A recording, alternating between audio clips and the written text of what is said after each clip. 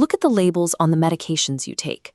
Check the telecommunications infrastructure routing your calls. Look at the manufacturing plants, building Saab fighter jets and ABB robotics. A single family secretly controls staggering portions of all of it. This empire's total valuation sits somewhere around 250 billion euros. That puts the people running it squarely on the same financial tier as Elon Musk or Bernard Arnault. Yet you will not find them on the Forbes 400. You won't see their names plastered across luxury yachts or trending in the daily news cycle. Their money is completely cloaked from public view. To understand how rare this is, look at this chart mapping the curse of the third generation. It shows a common economic trap where a founder builds a massive pile of wealth, their children maintain it, and by generation 3, the heirs completely squander it. The family we are discussing is now entering its 6th generation of unbroken financial dominance. They are the Wallenbergs. Their family motto is a Latin phrase, esse non videre, to be and not to seem. Their total invisibility is a highly calculated, legally binding architectural design. To see how they built this machine, we have to look back at Sweden in the 1850s. The country had plenty of big ideas and industrial potential, but a severe lack of actual cash to fund them. In 1856, a young naval officer named André Oscar Wallenberg introduced a radical solution. He realized that by pooling the small savings of everyday people, he could generate the capital needed to jumpstart the economy. He opened the SEB, Sweden's first private bank. The bank grew massively over the next 60 years. Then, in 1916, new banking laws heavily restricted how many industrial shares a bank could legally hold. To adapt, the family spun off a dedicated investment arm called Investor AB. The next year, they executed the maneuver that would secure their empire forever. This diagram shows the family transferring nearly all their accumulated wealth out of personal accounts, locking it into the Armored Knut and Alice Wallenberg Foundation. By putting the money inside a foundation, the wealth legally ceased to belong to any individual. This bypassed inheritance taxes completely, and more importantly, it meant no future heir could ever cash out their shares for personal gain. They bulletproofed their own wealth against human error. That financial architecture would soon face an extreme stress test. As World War II broke out, the Wallenbergs leveraged Sweden's neutral status to broker highly dangerous trade agreements with both the Allied forces and Nazi Germany. The family bank became deeply entangled in the conflict. Records uncovered by Allied forces later revealed that the bank helped a major German company, Bosch, hide its assets, effectively laundering looted money. By 1945, the U.S. Treasury Department officially blacklisted the Wallenberg brothers. But while the bank was moving Nazi money, Jacob Wallenberg was actively participating in a plot to overthrow the Nazi regime. He acted as a secret courier, passing messages between the German resistance and Allied forces in a doomed attempt to assassinate Adolf Hitler.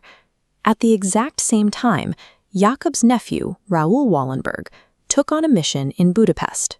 Working under Swedish diplomatic cover in 1944, Raoul forged thousands of protective passports and physically pulled Jewish families off of Nazi death trains, saving tens of thousands of lives. Raoul's heroism ended in tragedy. When Soviet forces took Budapest in 1945, they detained him on suspicions of espionage. He vanished into the Soviet prison system, and despite his family's vast influence, they either could not or would not negotiate his release. The Wallenberg financial machine survived the war intact and quickly rebuilt its global ties. However, the moral compromises they made to protect their assets, coupled with the permanent loss of Raoul, left a dark, lasting scar on the family's legacy.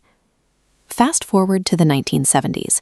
The foundation system was functioning flawlessly, but the human cost of managing it was catching up to the family. Taking the reins of an untouchable multi-billion-dollar machine comes with immense psychological pressure. That pressure fell squarely on Mark Wallenberg. From an early age, his education, his early career, and his entire life trajectory were meticulously engineered to prepare him to become the next absolute leader of the empire. The weight of those expectations proved fatal. In 1971, struggling to merge two major Swedish banks and carrying the anxiety of the entire family legacy, a 47-year-old Mark Wallenberg took his own life. The empire suddenly had no heir. The responsibility fell to Mark's brother, Peter. Peter was the underdog. He had largely been kept out of the spotlight and spent his career building his own life at Atlas Copco in Africa. Many doubted Peter was the right fit, but he stepped into the hot seat and aggressively globalized the family's industrial holdings. He proved that the foundation system their ancestors built was resilient enough to thrive, even when the chosen king was lost. Today, the Wallenberg Empire is managed by the 5th and 6th generations. The structure they rely on to maintain their grip is just as tight and arguably more powerful than it was a century ago. Here is how that power actually functions.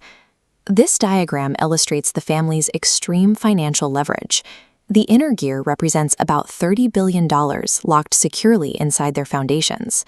Using those specific shares, that small gear turns an outer wheel of publicly traded companies worth over $660 billion.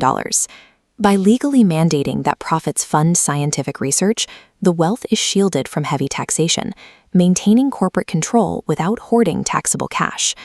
This level of control makes them the ultimate kingmakers in Europe. Their companies form the backbone of the Swedish economy.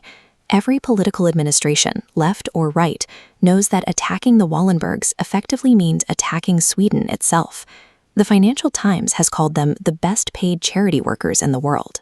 They sit in a unique position where they run an absolute corporate monopoly, but because their profits fund major academic and scientific breakthroughs, they remain heavily insulated from any public scrutiny.